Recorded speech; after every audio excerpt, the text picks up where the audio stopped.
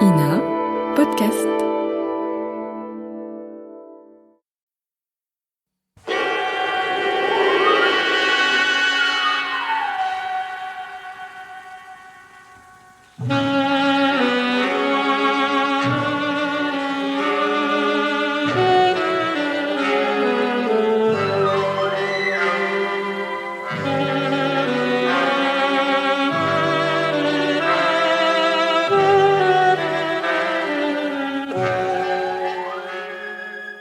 À tous les amateurs d'extraordinaire et d'imprévu, à toutes celles et à tous ceux qui lisent les journaux, surtout pour y trouver des histoires, Pierre Véry et Maurice Renaud présentent Faits divers, une émission réalisée par Pierre Billard.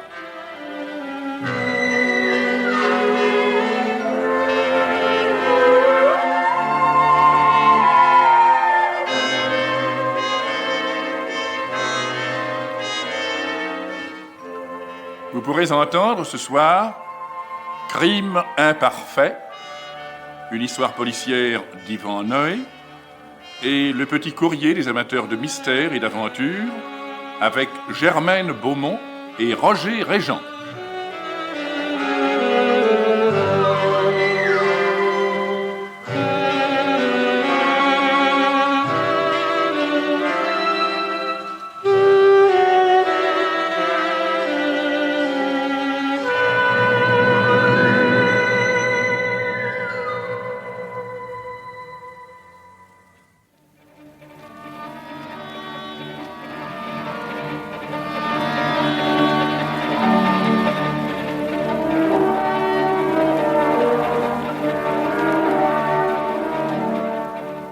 Crime imparfait.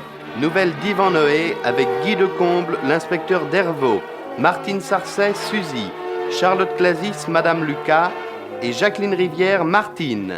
Crime imparfait.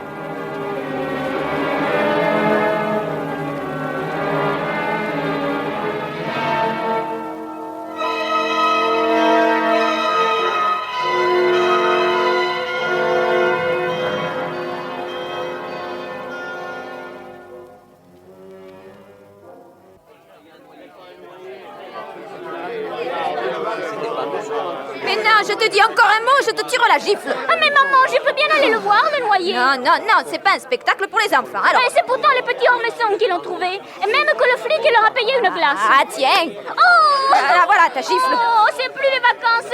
Si on peut même plus regarder les noyers.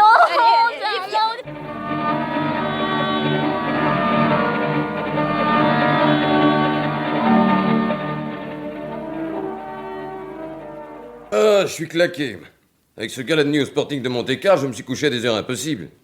Tous ces gens qu'on invite se croient obligés de se couvrir de bijoux, alors qui est-ce qui ne dort pas? Le commissaire. La prochaine fois, vous m'y enverrez, monsieur le commissaire.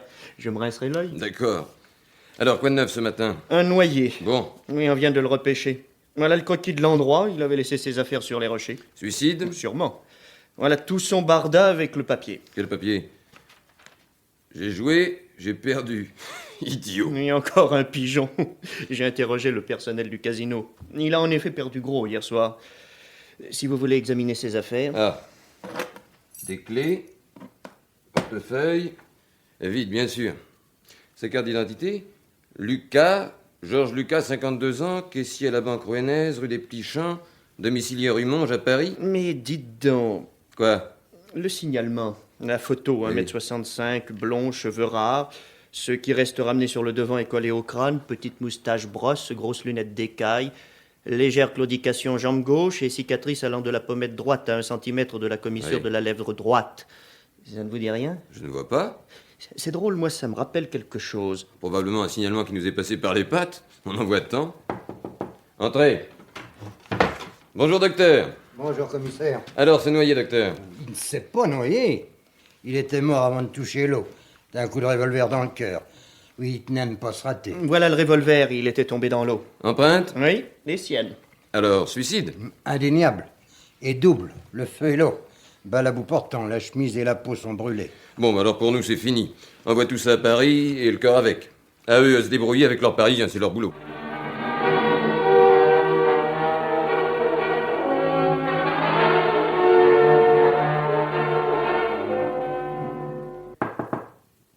Entrez. Vous m'avez appelé, patron? Oui. Oh, dites donc, vous avez votre tête des grands jours. Regarde cette photo et le signalement. Et fais travailler tes petites cellules grises. Rien. Alors, Petite moustache, blonde, cicatrice, légère claudication. Mais hein? c'est pas possible. D'où vient cette carte? Un gars qui s'est fait sauter au Cap d'Aille, un nommé Georges Lucas. Mais c'est pas Georges Lucas. Justement si, c'est Georges Lucas. Moi je l'appelais Serge, en souvenir de Serge de Lens, parce que je ne connaissais pas son vrai nom. Serge? Eh ben. 3 ans.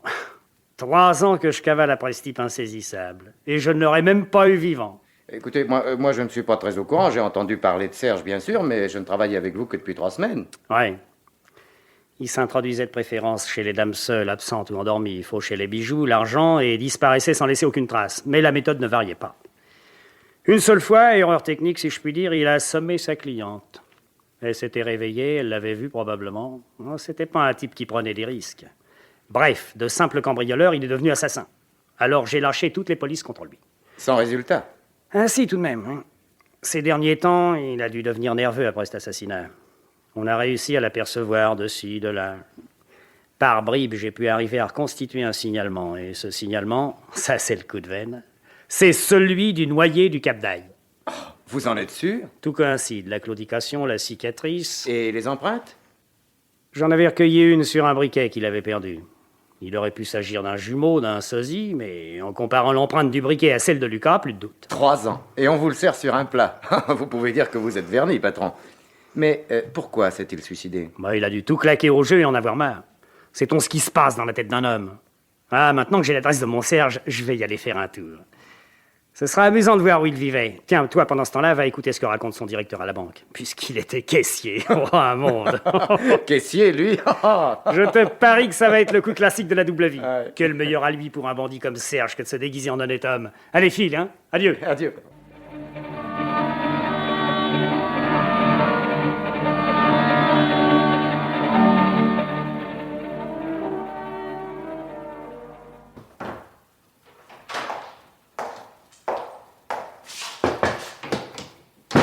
L'appartement de Monsieur Lucas. Oh, Monsieur Lucas est décédé, monsieur. Oui, je sais.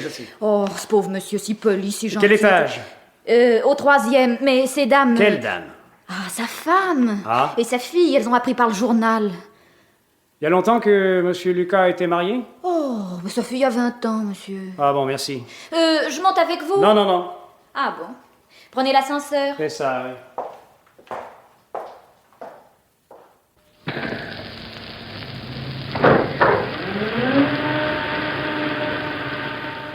Sa femme, une fille de 20 ans. Voici, je m'attendais à ça.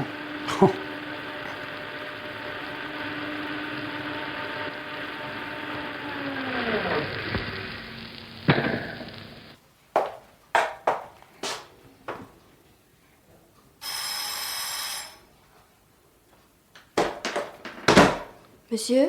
Je suis inspecteur de police, mademoiselle. Inspecteur Dervaux, je viens pour... Oui, je sais. Le journal... Madame votre mère, s'il vous plaît. Oui, elle est là. Entrez. Maman? Oui? C'est un inspecteur de police, il vient... Entrez, monsieur, entrez. Excusez-moi, madame, mais je dois vous poser quelques questions. Non, je ne peux pas croire. C'est pas possible, monsieur. Un être si bon, si doux. Ma mère veut dire que mon père n'avait aucune raison de se suicider. Nous étions tellement heureux tous les 3. Oui, depuis 25 ans, monsieur. Oui, votre père s'absentait souvent? Oh, jamais, il ne nous quittait, non. N'est-ce pas, Suzy? Même le soir, la nuit? Bon, papa sortait jamais sans nous. Quelquefois, nous allions au cinéma tous les 3. Oui, il me préparait mon infusion chaque soir et s'asseyait près de moi pour lire. Il avait la passion des livres d'histoire, jusqu'à ce que je m'endorme, monsieur. Et vous, dormez-vous, mademoiselle? Mais dans ma chambre, au bout du couloir, pourquoi? Et vous avez bon sommeil? Oui, très bon. Mais Ces clés appartenaient-elles à votre mari, madame? Oui. Oh, non, celle-là, je ne la connais pas. Et vous, mademoiselle? Ah non, je ne l'ai jamais vue. Elle n'a jamais été dans le trousseau de papa. C'est moi qui, chaque soir, vidais ses poches pour brosser son costume. Alors, je vous rends le trousseau et je garde cette clé. Dites-moi, quel prétexte votre mari vous a-t-il donné pour partir à Monte-Carlo? Mais mon père n'a donné aucun prétexte. C'est son directeur qui lui a téléphoné. Ici. Non, nous n'avons pas le téléphone. Alors la voisine du dessous a l'obligeance de nous permettre de... Mais bref, le directeur l'a appelé et lui a donné l'ordre de venir immédiatement à Monte-Carlo. Ouais. Et cela ne vous a pas surprise? Vous savez, son directeur avait tellement confiance en lui. Il lui avait même fait porter dans la boîte à lettres une somme pour qu'il puisse voyager en première. Vous savez, mon mari était très économe. Il lui serait jamais venu à l'idée de voyager autrement qu'en troisième, monsieur. Vous êtes absolument sûr que papa s'est suicidé? Oh, certain, mademoiselle. Oh, je peux pas le croire. Mais il n'avait aucune raison, il nous adorait. Ah, vous ne savez pas tout.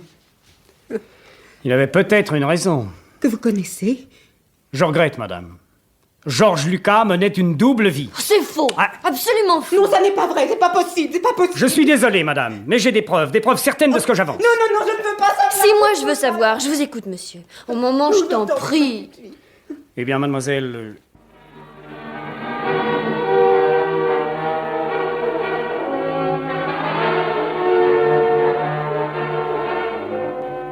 Alors, patron?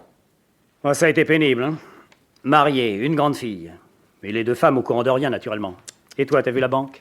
Oui, le directeur n'a jamais téléphoné à Lucas. Oh, je m'en doutais. Mais il est stupéfait, le directeur. Naturellement. Lucas était chez lui depuis 15 ans, et le meilleur, le plus honnête des employés. Oh, une façade inattaquable. C'est pour ça qu'il m'en a fait tellement baver depuis 3 ans. Allô, oui. Quoi? Une jeune femme qui veut me parler, oui. Au sujet de l'affaire Lucas. Oui, faites l'entrée. Laisse-moi, Robert. Encore une cinglée qui vient me raconter des histoires. Bon, on ne sait jamais. Oh, on va voir. Oui, entrez. Inspecteur Dervaux, C'est moi, madame. Et vous? je m'appelle Martine Blanc. Asseyez-vous. J'ai appris par le journal Ouais. le suicide de... Excusez-moi. Prenez votre temps. Vous connaissiez Georges Lucas? Oui, j'étais sa fiancée. Quoi? Oui. Nous nous aimions et je ne comprends pas. Où pourrais-je voir son corps? Je vous ferai conduire à la morgue. Il vous a dit qu'il vous épouserait? Nous devions nous marier dans 2 mois. Il boitait légèrement? Oui. Avez-vous une idée de ce qui a pu le pousser à... Enfin, Non. Il aimait tant la vie. dépensait-il beaucoup? Non. Il était très gentil pour moi, mais très économe. Mais il me disait, tu verras quand nous serons mariés. Je voudrais qu'on me rende les affaires qu'il avait sur lui. Il n'a laissé que son portefeuille avec quelques papiers, de la monnaie et cette clé. Ah oui, c'est la clé de son coffre. De son coffre? Oui, je pensais bien la retrouver dans ses affaires. Ce qu'il possédait doit m'appartenir. Il n'avait pas de famille. Vous savez où est son coffre? Oui, banque Audibert à Montrouge. Une seconde. Patron? Banque Audibert à Montrouge, cette clé. Voir ce qu'il y a dans le coffre. Mais inspecteur, je suis enfin... Oui, mais nous devons d'abord nous rendre compte. J'y vais, hein, patron? Oui. Enfin, mais cette clé m'appartient, il m'avait toujours dit... Oui, vous saviez ce qu'il faisait? Oui. Caissier à la banque rouennaise. Bon, quand le voyiez-vous? La nuit. Je travaille, lui aussi. Je suis mannequin. Passer les nuits avec vous? Non, pas toutes les nuits. Et jamais jusqu'au matin. Et ça vous paraissait suffisant? Nous aimions tous deux la liberté, et puis, comme nous allions nous marier... Oui. Mais je crains que la situation ne soit pas du tout celle que vous croyez, mademoiselle. Oh, je le connaissais bien. Il était marié pourtant. Il avait une fille de 20 ans. Quoi? Vous ne saviez pas ça, hein? Mais non, voyons, ce n'est pas possible. Si. Et de plus, Lucas n'était pas celui qu'il vous a fait croire. Que voulez-vous dire? Eh bien, voilà.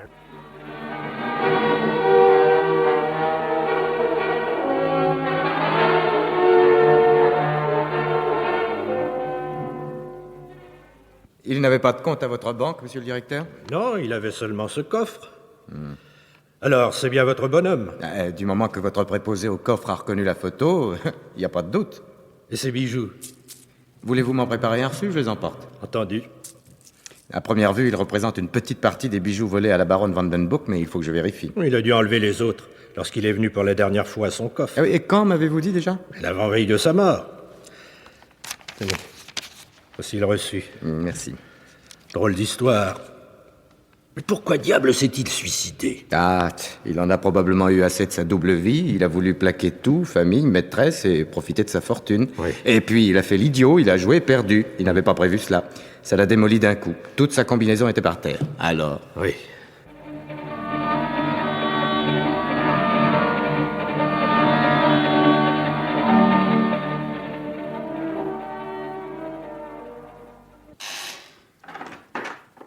Faites entrer la jeune fille qui me demande, mais vite, je suis pressé. Oh, c'est vous, mademoiselle Lucas? Approchez. Faut que je vous vois. Asseyez-vous, je vous écoute. J'ai des excuses à vous faire. Des excuses?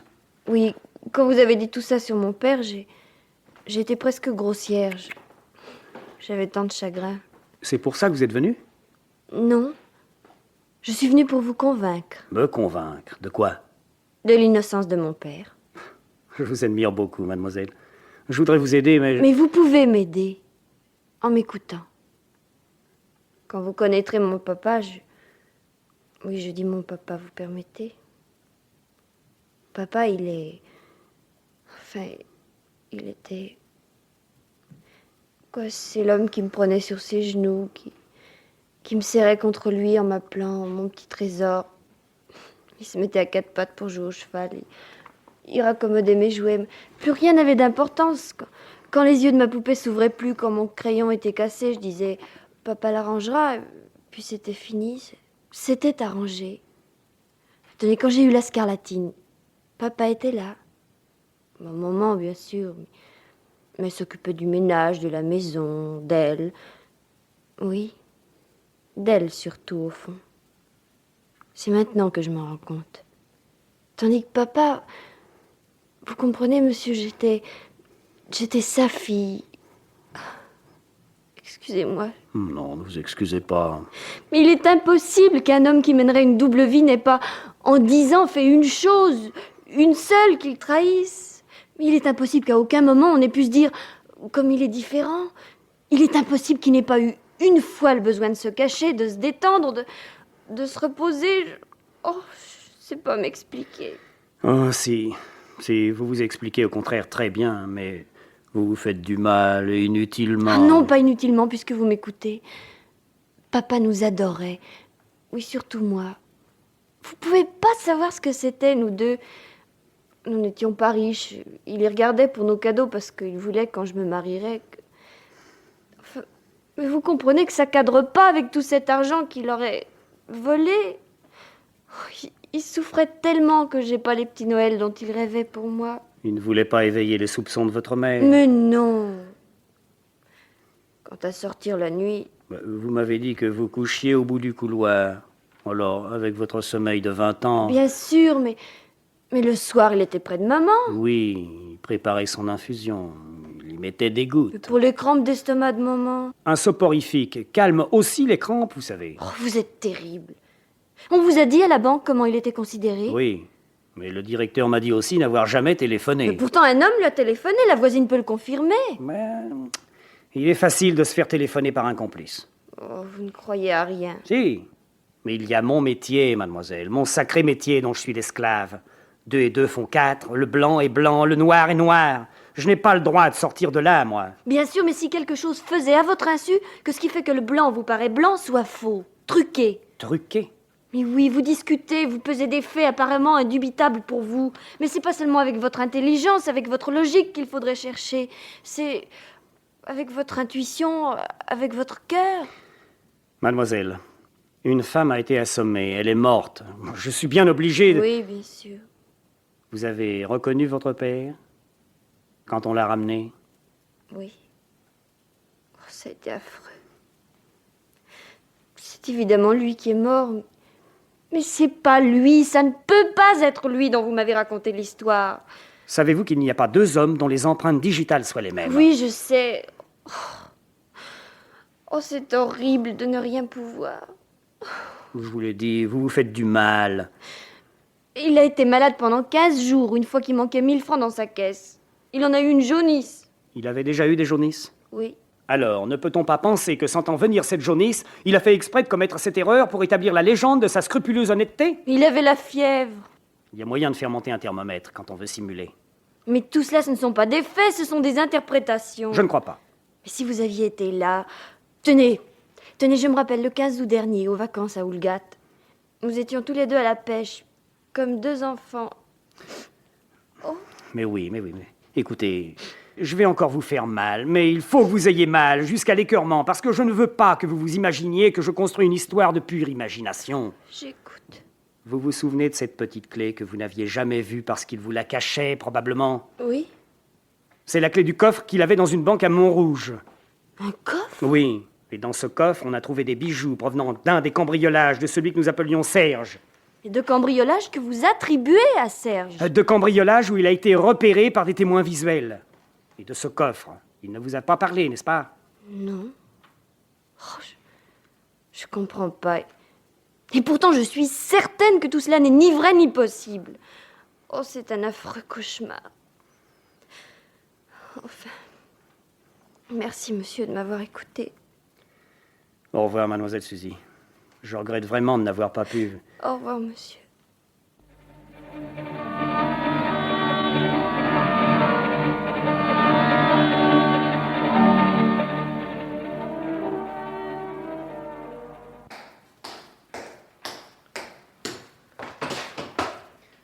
Le patron est là? Oui, et toujours à cran. Oh, je rentre quand même?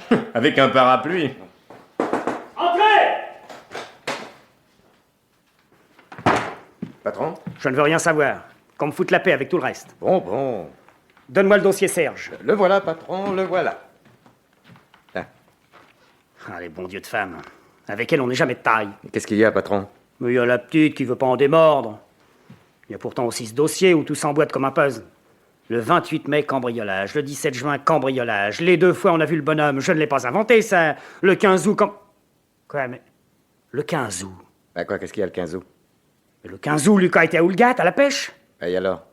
Et le 15 août, Serge cambriolait justement la baronne Vandenbroek, à Neuilly. Ah, la petite est peut-être complice. Et aussi Jeanne d'Arc. Oh, Jeanne d'Arc. Dis pas d'onnerie. D'abord, si elle était complice, elle ne demanderait pas mieux que le dossier soit clos. Et puis tu l'as pas vue, cette gosse.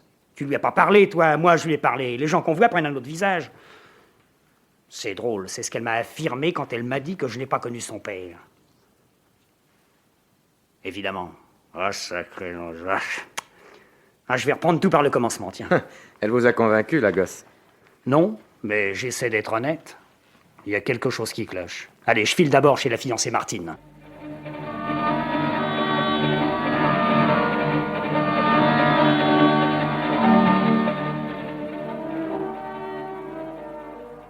Un salaud, un vrai salaud, voilà ce qu'il était. Évidemment, il a eu tort. Tort? Ah ben vous en avez de bonnes, vous, tort. Est-ce que j'avais besoin de lui, moi? Je ne demandais rien. C'est lui qui m'a abordé la première fois. Marié, quel culot. Et en plus, il était plein de fric et il me laissait travailler. C'était de l'argent volé, vous n'auriez pas voulu. Bah, puisque je ne le savais pas. Évidemment, c'est une façon de raisonner. Oh, et puis n'ayez pas l'air de vous ficher de moi, hein.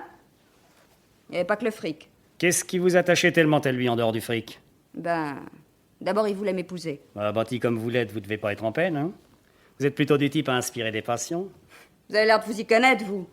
Et moi? Vous croyez que j'épouserais un type pour lequel j'aurais pas le grand béguin? Et pour Lucas, vous l'aviez? Oui, là. Il avait pourtant dans les 50 ans. Là, je n'ai rien à y voir. Tout de même, il aurait pu être votre père et déjà marié, si ça vous dérange pas. Marié, je comprends maintenant pourquoi il ne passait jamais les nuits et pourquoi le dimanche il se reposait. Ah, le salaud! Quand l'avez-vous rencontré? Il y a 8 mois. C'était juste après son accident, vous savez, sa cicatrice. Ouais. Quelle gourde, mais quelle gourde j'ai été! Je le soignais, je lui faisais ses pansements, je m'attendrissais. Ah, les femmes, quand elles aiment ce que c'est bête! Qu'est-ce qui lui est arrivé? Oh, un petit accident d'auto, un éclat de verre lui avait ouvert la joue 3 fois rien. Et moi, ça me donnait l'occasion de m'occuper de lui. Ah, ce que j'étais stupide alors! Et donc, vous êtes sûr de ne pas lui avoir téléphoné ou fait téléphoner le matin de son départ? Lui téléphoner où? Chez lui? Je n'avais pas son numéro. Il m'avait donné son adresse, bien sûr, avenue de Picpus, au diable. J'avais pas le temps d'y aller. D'autant plus que c'est lui qui venait me rejoindre chez moi. Puis il m'avait dit qu'il habitait avec ses camarades de la banque, des gens plutôt vulgaires et qui ne tenaient pas à ce que... Enfin, à ce qu'ils me connaissent. Vous savez, les hommes sont si grossiers. Et moi, je tenais pas du tout à connaître ses amis. Je vois. Mais ce coup de téléphone, c'est important? Peut-être, merci. Je reviendrai peut-être vous voir. Dommage qu'il soit mort. J'aurais aimé l'avoir en face de moi, il aurait passé un sale quart d'heure, je vous jure. Je m'en doute. Au revoir, mademoiselle. Au revoir.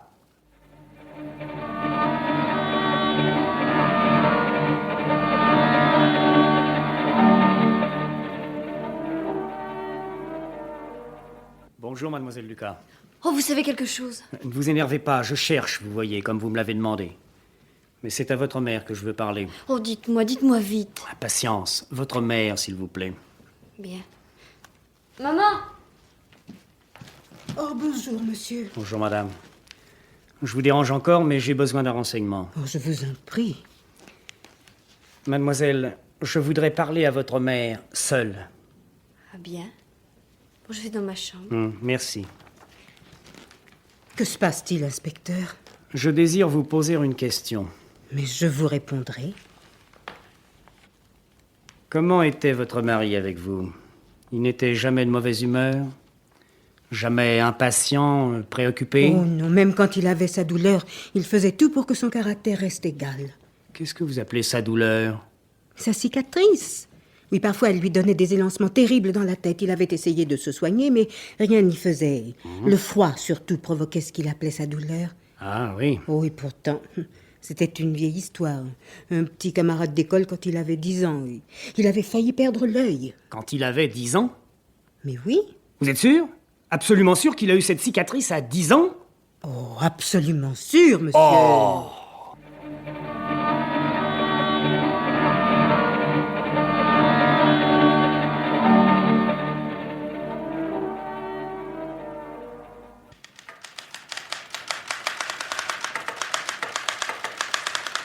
Tu suis, Robert?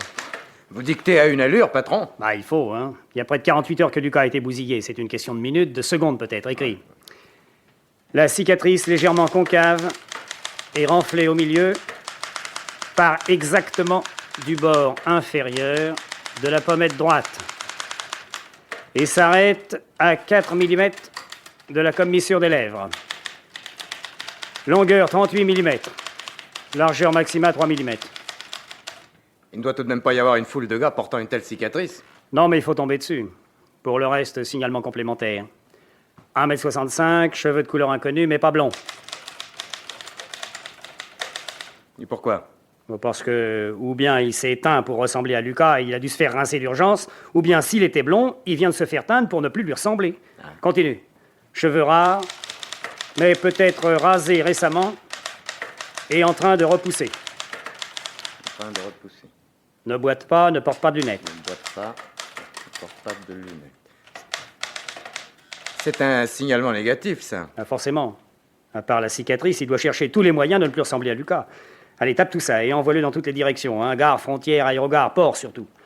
J'espère qu'il n'aura pas déjà pris le large. Décidément, la petite avait raison. Je finirai par le croire. Hein. L'histoire du 15 août, les 2 cicatrices, les tempéraments opposés, il faut qu'ils soient 2.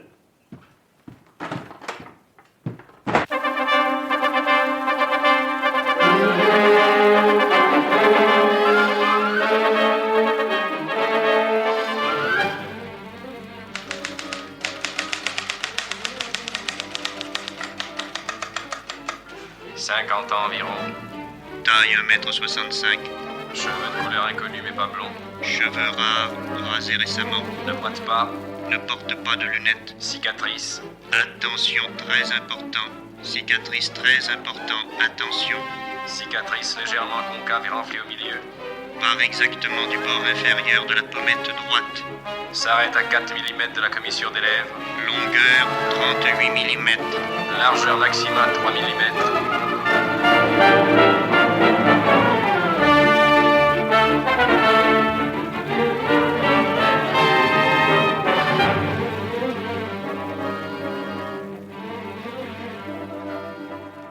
Et maintenant, il n'y a plus qu'à attendre. Vous restez là, patron? Oui, tu me passeras tout ce qui arrivera.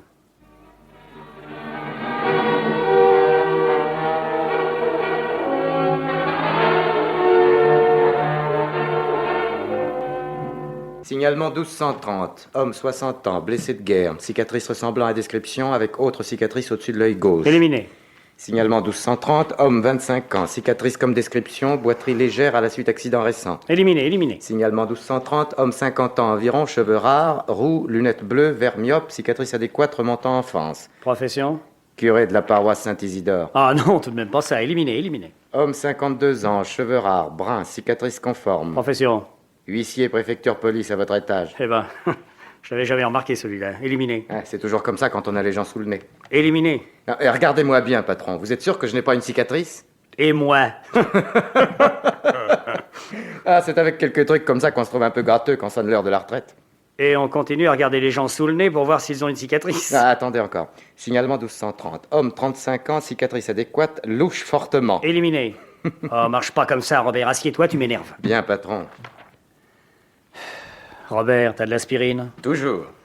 Allez, continue, va. Signalement 1230. Signalons homme quarantaine aperçu la selle Saint-Cloud, habiterait Villa Les Roses. Ah. Oh, dis donc, ce serait beau. On marche sur celui-là? Oui, on vole. Où? Mais à l'agence qui loue la Villa Les Roses. Allez, débrouille-toi pour me trouver quelle est cette agence.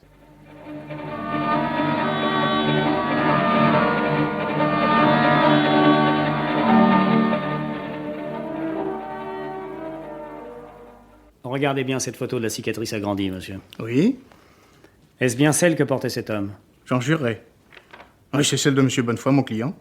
Bon, naturellement, je ne l'ai pas regardé à la loupe, mais je le crois vraiment. Et comment est-il, ce Bonnefoy? Environ 1m65, ma taille, quoi. Élégant, blond. Lunettes? Non. Boitet? Non. Quand a-t-il loué la villa? Bon, il y a 2 mois, il a payé 3 mois d'avance. Il a dit qu'il ne renouvellerait pas. Merci. Pas un mot de ma visite, n'est-ce pas? Naturellement, inspecteur. Et s'il revient? Je ne pense pas qu'il ait jamais l'occasion de revenir. Au revoir, monsieur. Au revoir.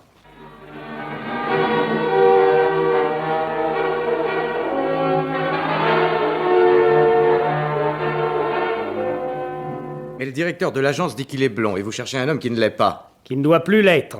Quand il est allé il y a 2 mois louer sa planque, il a supprimé lunettes, boiterie pour ressembler le plus possible aux bonnes fois qu'il redeviendrait. Mais il n'a pas pu changer la couleur de ses cheveux, puisqu'il devait encore se montrer sous l'apparence de Lucas au Casino de Monte-Carlo, le dernier soir, pour y faire semblant de perdre. Ah, je vois. Alors, qu'est-ce qu'on fait? Tu restes ici, tu surveilles l'agence. C'est à moi de le piquer. Mais comment pouvez-vous le piquer puisque vous ne le connaissez pas? J'ai mon idée. Laquelle? Le filer d'abord. Et quand on leur a vu un peu vivre, faire jouer les ressorts de la nature humaine. Et le plus solide, la vengeance. Comprends pas. Aucune importance, tu comprendras.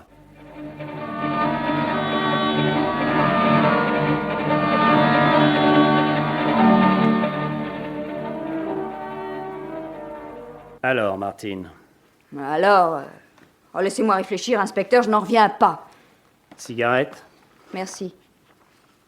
Enfin, à la morgue, j'ai pourtant bien reconnu mon ami. Non. Vous avez reconnu Georges Lucas, mais pas votre ami. Oh, ça! Le corps était en assez mauvais état, comme celui de tout noyé. Il avait sa cicatrice. Non. Une cicatrice bien imitée, mais celle de Lucas datait de sa première enfance. Quoi? Mais il m'a dit... L'autre vous a parlé d'un accident d'auto. Il pouvait pas vous raconter qu'il s'était tailladé la joue. Alors il y a 2 hommes? Mais le salaud qui m'a roulé est toujours vivant? Oui. Monsieur Bonnefoy, son vrai nom cette fois, est un homme paisible qui habite une petite villa à la selle Saint-Cloud. Pourquoi ne l'arrêtez-vous pas? Je peux pas arrêter un homme sous le prétexte qu'il a une cicatrice ressemblant à celle d'un voleur assassin qui s'est suicidé. Car pour nous, c'est bien de Lucas que nous avons le signalement, les empreintes et le cadavre. C'est à devenir folle. Oui, mais moi, je ne suis pas fou. Vous seul pouvez le reconnaître. Parce que vous seul l'avez vu sans son déguisement. Je ne voyais que Lucas, enfin, le faux Lucas. Mais avec vous, il enlevait, enfin, à certains moments, il enlevait ses lunettes. Vous avez vu son regard, ses mains, vous avez entendu sa voix. La voix, les mains, le regard de Bonnefoy. Mais arrêtez-le et confrontez-nous. Oui, et si je me trompe? Si je tombe sur un honorable citoyen, je saute et j'y tiens pas. Mais pourquoi m'a-t-il menti? Allez le lui demander. Vous voudriez? Vous avez du cran? Depuis 8 jours, nous l'avons pris en filature. Voici la liste des endroits où mes hommes l'ont repéré. Cinéma, restaurant. Alors voilà ce que vous allez faire. Vous allez venir avec moi et...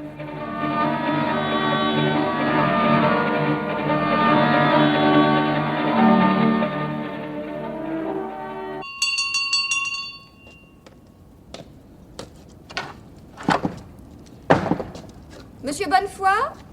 Qu'est-ce que vous voulez? Je représente la bonneterie en gros, tricot main, articles pour hommes. Voulez-vous me permettre de vous montrer nos articles? Eh bien, entrez.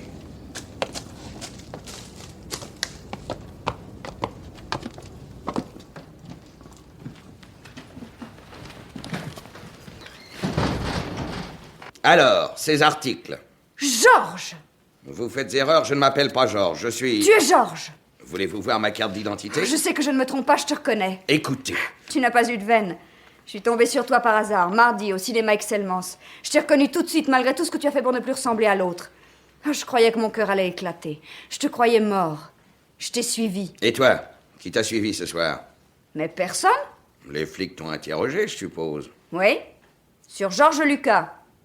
Sois rassuré. Depuis, il ne s'occupe plus ni de moi ni de toi. Lucas est mort, l'affaire est classée. C'est ce que tu voulais, n'est-ce pas? Et tu ne leur as pas fait de confidence? Tu veux une preuve? Si la police apprenait que tu existes, tu ne pourrais plus tenir la promesse que tu m'as faite. Qu'est-ce que tu dis? Tu m'as promis le mariage. Quand je serai Madame Bonnefoy, quel intérêt aurais-je à parler? Tu ne manques pas de cran. Oh, ça, je n'ai pas autant d'imagination que toi, mais nous pouvons nous entendre. Tu peux me donner à boire? Bien sûr.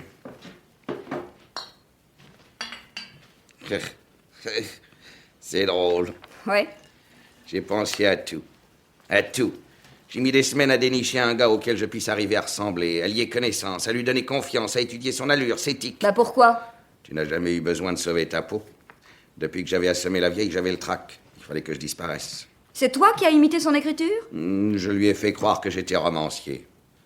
Et un jour, dans le bistrot où il prend son apéritif en sortant de sa banque, je lui ai fait croire que j'avais un panari. Et je lui ai demandé le service d'écrire pour moi la dernière ligne de mon roman. Ah, j'ai joué, j'ai perdu. C'est aussi la dernière ligne du sien. Mais enfin, ce qui a convaincu la police, ce sont les empreintes. C'est pourtant ce qu'il y avait de plus simple. Je lui ai prêté mon briquet, que je n'ai plus eu qu'à égarer sur les lieux de ses exploits. Tu es formidable. Assez, oui. Ça t'intéresse, hein, les détails? Eh bien, je vais t'en donner. Qu'est-ce que je risque? Mais... J'ai téléphoné à Lucas pour l'envoyer à Monte-Carlo. Là-bas, quand il a vu apparaître son sosie, j'ai cru qu'il allait avoir une attaque. Il n'en a pas eu le temps. Tais-toi. Il avait déjà une balle dans le cœur. Tu veux toujours m'épouser? Plus que jamais. Alors, tu t'imagines que j'aurais fait tout cela pour que tu me fasses chanter jusqu'à la fin de mon fric. Et avec toi, j'ai idée que ça ne durerait pas longtemps. Mais... Pauvre idiote. Georges. Je ne suis pas Georges. Qu'est-ce que... Ah non, tu ne vas pas faire une chose pareille. Je l'ai déjà fait à Oh, n'avance pas. N'avance pas ou je crie. Le plus proche baraque est à 100 mètres, tu sais. J'ai déjà tué 2 fois et j'ai eu le cran de me fendre la gueule d'un coup de rasoir. Ne me touche pas. Au secours. Non, non. N'ayez pas peur, Martine, on est là. Il était temps. Vous auriez pu enfoncer la fenêtre plus tôt. Ça va mieux, mon petit. Vous avez eu du cran, hein? Oh, j'en étais sûr. Mais il fallait qu'on entende ce qu'il avait à dire. Allez, occupe-toi de lui, Robert. Allez, embarque ça, allez, allez. Ah, nous casse pas les oreilles, Bonnefoy, hein. Une rotule cassée, ça n'a jamais empêché personne de monter à l'échafaud. Je vais approcher la bagnole, patron. Mais vous êtes toujours bien le premier pistolet de la PJ. Ah, voyons, où est le téléphone?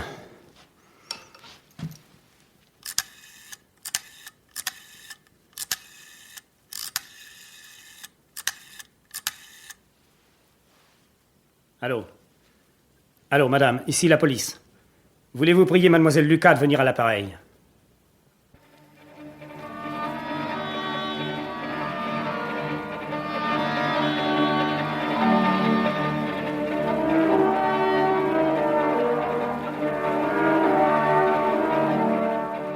Crime imparfait. Nouvelle d'Yvan Noé était interprétée par Guy Decomble dans le rôle de l'inspecteur Dervaux, Martine Sarcey dans le rôle de Suzy et Charlotte Clasis dans le rôle de Madame Lucas, avec Lisette Lemaire, Jean Chevrin, Yves Duchâteau, Albert Gercourt, Pierre Marteville, André Vasselet, Jacques Rouve, Jacques Hilling dans le rôle de Bonnefoy et Jacqueline Rivière, Martine. Bruitage, Gabriel de Rivage.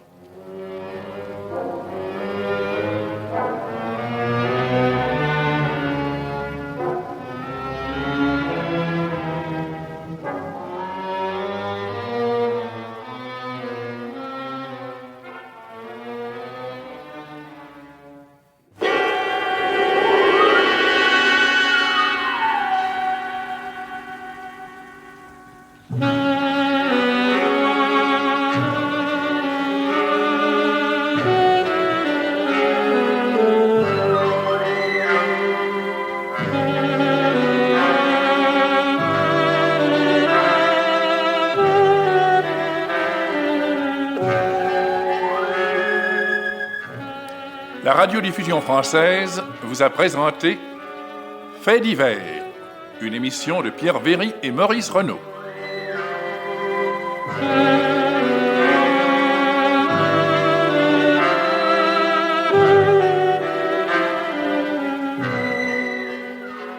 Ce soir, vous avez pu entendre Crime imparfait, une histoire policière d'Yvan Noé, et Le Petit Courrier des amateurs de mystère et d'aventure, avec Germaine Beaumont et Roger Réjean. Assistant Jean Garetto, réalisation Pierre Billard.